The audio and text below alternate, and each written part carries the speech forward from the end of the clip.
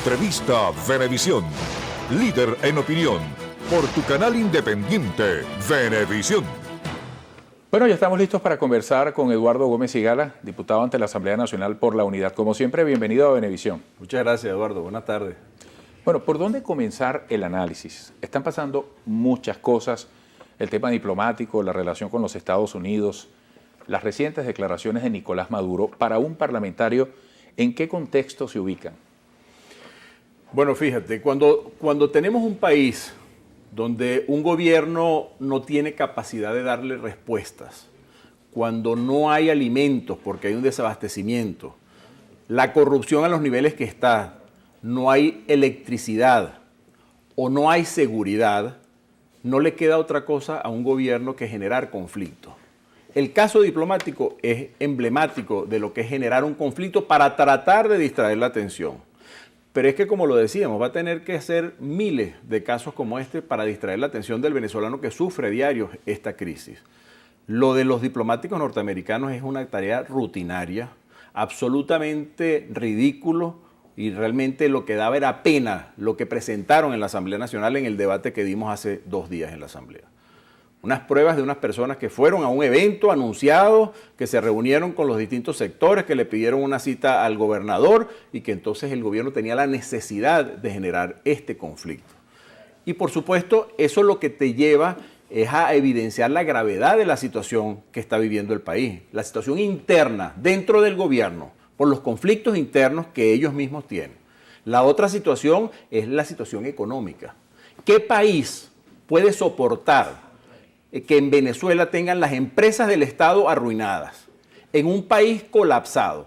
Pero es que hoy en Venezuela no existe ninguna empresa que pueda poner sus balances en negro con $1 a la tasa que está en el mercado paralelo. No existe y no hay divisas que el gobierno esté ofreciendo. En otras palabras, nosotros tenemos el aparato económico quebrado. Porque este es un gobierno que arruinó a los que sabían producir. Este es un gobierno que ha acostumbrado al país a la especulación. Aquí quieren que los banqueros tengan los bonos del Estado. Aquí a la gente se le está diciendo que lo único que vale la pena es agarrar un pasaje e ir a cambiar las divisas que le dan para obtener el cambio y vivir de eso por un tiempo. A los especuladores en el mercado financiero, en el caso de algunos empresarios esperando a ver, especialmente los allegados al gobierno, a ver si obtienen las divisas preferenciales, pero no para producir nada, sino para importar. Esto es un país colapsado, sin duda es un país colapsado. Ahora, este marco que usted está describiendo incluye unas denuncias reiteradas, persistentes del Ejecutivo de que estamos en una guerra propiciada por gente del sector que de alguna manera usted sigue representando, aunque esté en funciones del parlamentarismo, que son los industriales o algunos empresarios, industriales, comerciantes, y que estamos en medio de un sabotaje económico. ¿Qué habría que decir en ese sentido? ¿Cuál es el sabotaje? Si el gobierno es el que regula absolutamente todo, el que dice qué se produce, con qué se produce, cuándo se produce y a quién se le entrega. La situación del Estado, sin la menor duda, es la situación de intervención, una situación de afectar a todos los sectores y de alguna manera tratar de endosar esa responsabilidad a quienes están produciendo todavía. Pero es que la mayoría de esas empresas están en manos del Estado y están quebradas. La mayoría de esas empresas están colapsadas. La mayoría de esas empresas están, y lo hemos visto en casos recientes, está el caso de Diana, que se anunció la intervención. Bueno, ¿cómo se va a intervenir el gobierno en unas empresas que está manejando él mismo? El caso de Los Andes, Lácteos Los Andes, que ha sido afectada por los propios trabajadores. Y resulta que ahí no se está produciendo, que no hay leche que puedan obtener en Venezuela para producir en esa empresa.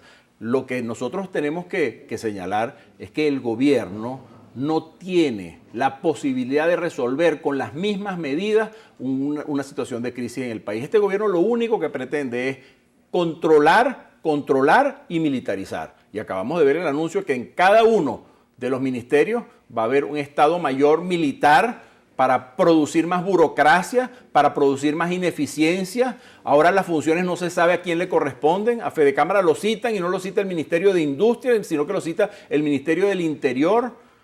Tenemos unos ministerios con nuevos viceministros que no tienen ni siquiera dónde sentarse, dónde despachar y que lo que hacen es aumentar la burocracia y los gastos del Estado. Esa es la situación real que hoy tenemos en el país y mientras tanto los trabajadores también en unas contrataciones colectivas que no terminan de resolverse. Fíjese, diputado, usted está hablando desde el perfil de un ciudadano que hoy es parlamentario, pero que además tiene la experiencia en el ámbito empresarial.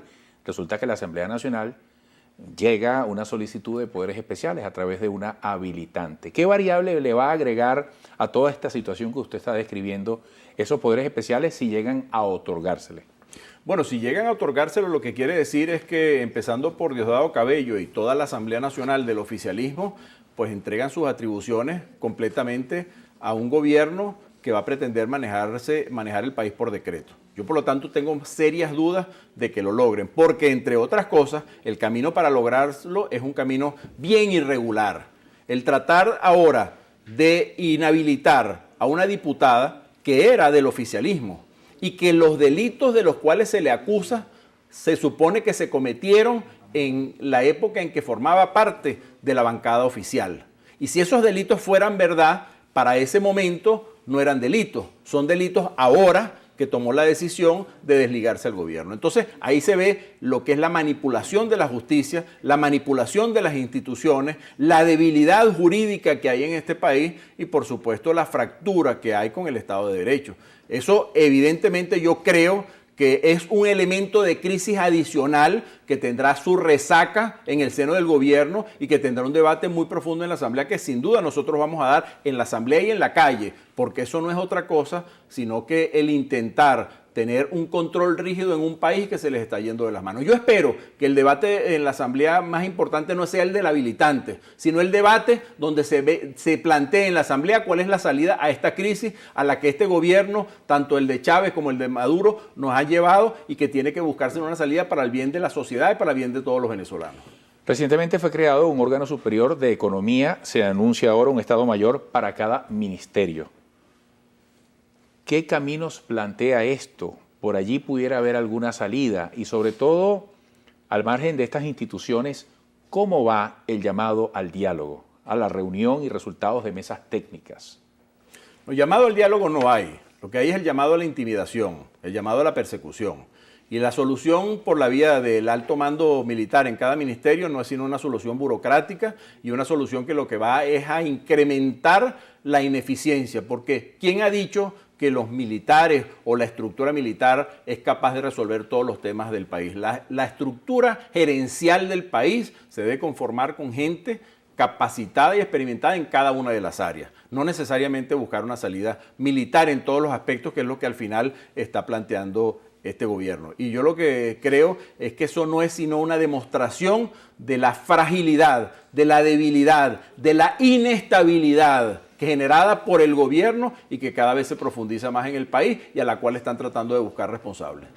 ¿Qué habría que hacer? ¿Por dónde comenzar? Si a usted se le escuchara hoy y tuviera la oportunidad de una comunicación cara a cara con cualquier representante del Ejecutivo influyente para determinar caminos. Bueno, lo primero es que aquí tiene que darse un cambio de rumbo en el país. Con ese complejo de que aquí no se modifican los errores que se han venido cometiendo en el pasado, no vamos a tener salida. Con esas mismas actitudes vamos a tener las mismas respuestas. Y es la quiebra del país. Lo que tiene que plantearse sin la menor duda es un espacio donde se hable con franqueza de la posibilidad de una salida institucional. De una salida institucional que el seno de ese debate debe ser la Asamblea Nacional. Es allí donde se deben discutir estas cosas y es allí donde yo creo que se le puede encontrar un camino y una salida a la coyuntura tan grave y que se va a seguir profundizando. ¿Por qué? Porque no hay divisas. ¿Por qué? Porque no hay ingresos, porque no hay abastecimiento, porque no hay electricidad, porque el gobierno no puede garantizar la seguridad, porque es un gobierno inestable que la inestabilidad la generan ellos mismos y porque el país no tiene una salida si no se plantea una revisión a fondo del camino que el país tiene que buscar. Países como otros que han tenido crisis, como el caso de España, han tenido que apelar a unas reestructuraciones bien profundas, ¿Cómo es posible que aquí en Venezuela no tengamos capacidad exportadora? Que el gobierno quiera controlar todas las divisas. ¿Por qué no se estimula a los sectores de la economía a ver si se logran divisas por vías distintas, exportando y teniendo acceso a esos dólares para la reinversión? No, aquí el afán controlador está llevando a que la economía no tenga salida. Por eso no hay empleo, por eso la gente no tiene los salarios, por eso la gente no le va a alcanzar los ingresos para atender sus necesidades a finales de año, los nuevos ingresos y gastos que tienen que atender con el tema de los estudios, el reinicio a clases y por supuesto el tema de la salud pública. Todas estas cosas están en el debate que el país tiene abierto y que sin la menor duda requieren una respuesta y requieren una respuesta en el corto plazo. Y yo por eso creo que ese debate al cual le están huyendo desde hace mucho tiempo, al debate profundo, al debate de fondo, dentro y en el seno de la Asamblea, es el que nos va a tocar restablecer y de alguna forma plantear con mucha crudeza al país para que pueda tener una salida responsable. Diputado, sin pretender ser cándido con esta pregunta en función de la angustia que puede tener hoy en día la gente que siente, no le rinde el dinero para consumir y acceder a lo básico cuando lo encuentra por tema costo, el tema inflación, todo lo que ha subido el costo de la vida.